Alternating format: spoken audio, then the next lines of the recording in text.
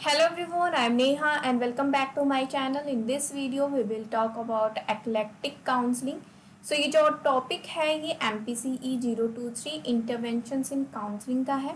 इससे पहले हमने integrative counselling, interpersonal counselling, gestalt therapy and CBT means cognitive behavioural therapy, REBT therapy, Adler approach, बहुत सारे जो काउंसलिंग है और थेरेपीज़ हैं उनको डिस्कस किया है। एंड ये सारे टॉपिक जो है ना ये प्रीवियस ईयर के एग्जाम्स में आए हुए हैं, जिस तरीके से एक्लेक्टिक काउंसलिंग आया हुआ है। सो टॉपिक स्टार्ट करने से पहले अगर मेरी वीडियो पसंद आए तो प्लीज़ लाइक करना, अपने दोस्तों के साथ शेयर करना, और मेरे चैनल पे नए हैं तो प्लीज़ मेरे चैनल को सब्सक्राइब करना for more videos. So let's begin the topic. तो एक्लेक्टिक जो अप्रोच है इसको डिस्कस करने से पहले हम इंटीग्रेटिव काउंसलिंग जो प्रीवियस वीडियो में हमने डिस्कस किया है उसके बारे में थोड़ा सा रिमाइंड करा देती हूँ, जिससे आपको थोड़ा इजी हो जाएगा समझने में। तो इंटीग्रेटिव अप्रोच या काउंसलिंग जब हमने डिस्कस किया था तो हमने ये देखा था कि जो डिफरेंट टाइप की साइकोथेरेपी हैं उन साइकोथेरेपी को चूज़ किया जाता है उनमें से, और उनको कंबाइन किया जाता है अकॉर्डिंग टू क्लाइंट की नीड के अकॉर्डिंग। ठीक है, थेरेपी को कंबाइन किया जाता है एंड देन क्लाइंट के ऊपर क्या किया जाता है, अप्लाई किया जाता है। ओके, सेम उसी तरीके से जो एक्लेटिक अप्रोच है इसमें क्या किया जाता है, डिफरेंट टाइप ऑफ जो साइकोथेरेपी है उनकी टेक्निक्स को कंबाइन किया जाता है। ठीक है, जैसे कि यहाँ पे लिखा है ना कि a combination of behavioural therapeutic techniques या फिर साइकोडायनेमिक थेरेप्यूटिक टेक्निक्स। ठीक है, इनको कंबाइन किया जाता है तो फिर क्या होता है, एक्लेटिक अप्रोच टू थेरेपी।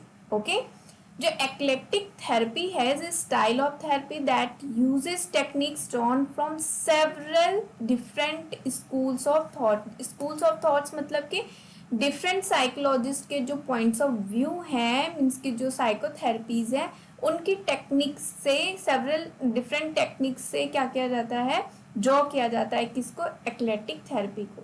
ठीक है, it is more flexible approach that allows the therapist to adopt to each client individual needs. ठीक है, क्लाइंट के इंडिविजुअल नीड्स के अकॉर्डिंग क्या करता है, थेरेपिस्ट थेरेपी को अप्लाई करता है। ठीक है, at the same time it is stated that there are many eclectic approaches, means की जो डिफरेंट टेक्निक्स को अगर हम कंबाइन करके न्यू टेक्निक को क्या करेंगे, ड्रॉ करेंगे, तो इस तरीके से हमारे पास बहुत सारी एक्लेटिक अप्रोचेस आ जाएंगे।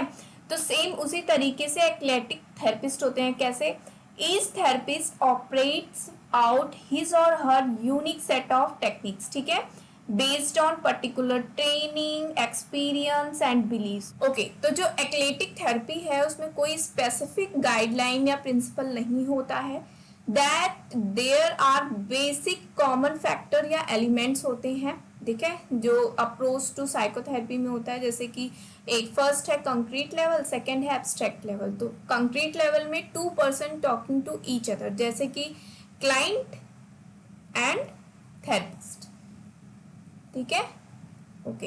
एंड नेक्स्ट है एब्स्ट्रैक्ट लेवल। एब्स्ट्रैक्ट लेवल में इंटरपर्सनल रिलेशनशिप कंसिडर किया जाता है between client and therapist, but abstract level में थेरेपिस्ट की पर्सनालिटी बहुत ही मोस्ट इम्पॉर्टेंट एलिमेंट होता है। जैसे कि जो थेरेपिस्ट बिहेवियर है such as expertise, authority, rapport, support etcetera. And वहीं पर सेकेंड है कि जो थेरेपिस्ट है उसकी credibility, trustworthiness and attractiveness, ये इम्पॉर्टेंट लेवल होता है किसका, एब्स्ट्रैक्ट लेवल का।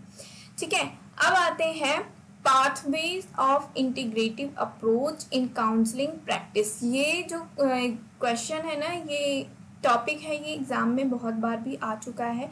सेम एक्लेटिक अप्रोच या काउंसलिंग को डिफाइन करो, उसके साथ उसके pathways of integrative approach in counselling practice को भी डिफाइन करने के लिए कहा गया है। ठीक है, तो ये जो पाथवेज जो अभी हम डिस्कस करेंगे ये है अकॉर्डिंग टू आर्कोविट्ज। ठीक है, इन्होंने 1997 में दिया था। तो इसको जो pathway of integrative approach in counselling practice है, इसको 3 रिसोर्सेज ऑफ इंटीग्रेटिव भी कहा जाता है। ठीक है, सबसे पहला है मतलब कि हम किस तरीके से प्रैक्टिस करते हैं काउंसलिंग में। ठीक है, इंटीग्रेटिव अप्रोच के तो सबसे पहला है टेक्निकल इलेक्ट्रिसिज्म अप्रोच।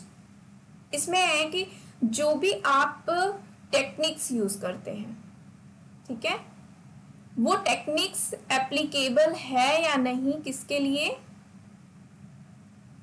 क्लाइंट के लिए, ठीक है। ये प्रैक्टिस जब हम कर रहे हैं, एक थेरेपिस्ट जब प्रैक्टिस कर रहा है तो उसके लिए ये सबसे पहला पाथवे होता है, ठीक है। एंड सेकंड है थ्योरेटिकल इंटीग्रेशन अप्रोच। इंटीग्रेशन में हमने देखा कि जो साइकोथेरेपी अप्रोचेस हैं उसको हम क्या कर रहे हैं, कंबाइन कर रहे हैं। तो वो भी एक बहुत ही इम्पॉर्टेंट वे होता है कि हम डिसिप्लिन वे में साइकोथेरेपी को चूज कर रहे हैं और अकॉर्डिंग टू किसके, अकॉर्डिंग टू क्लाइंट हम उनको कंबाइन कर रहे हैं। उनकी जो वैल्यू है, उनके जो रिसोर्सेज हैं, ठीक है, एंड उनके जो कल्चरल बैकग्राउंड है, उनके अकॉर्डिंग हम सेलेक्ट कर रहे हैं साइकोथेरेपी को एंड देन कंबाइन कर रहे हैं। अब आते हैं कॉमन फैक्टर्स अप्रोच। बेसिकली जब हम थेरेपीज को कंबाइन करते हैं, साइकोथेरेपीज को, तो उसमें एक और चीज हम बहुत ही ज़्यादा एज अ थेरेपिस्ट ध्यान में रखनी चाहिए कि जो थेरेपीज है ना, उनकी कॉमनैलिटी को हमें ध्यान में रखना चाहिए, ना कि उनके डिफरेंसेस को, ठीक है। उन दोनों थेरेपी में क्या कॉमन है, क्या कॉमन है कि जो क्लाइंट के लिए सूटेबल है, ठीक है, क्योंकि हर एक क्लाइंट क्या होता है, यूनिक होता है। उसके अकॉर्डिंग ही हमें क्या करनी है, थेरेपीज यूज करनी है, ठीक है, चूज करनी है, देन उसके ऊपर अप्लाई करनी है। तभी हमारे क्या होती है, काउंसलिंग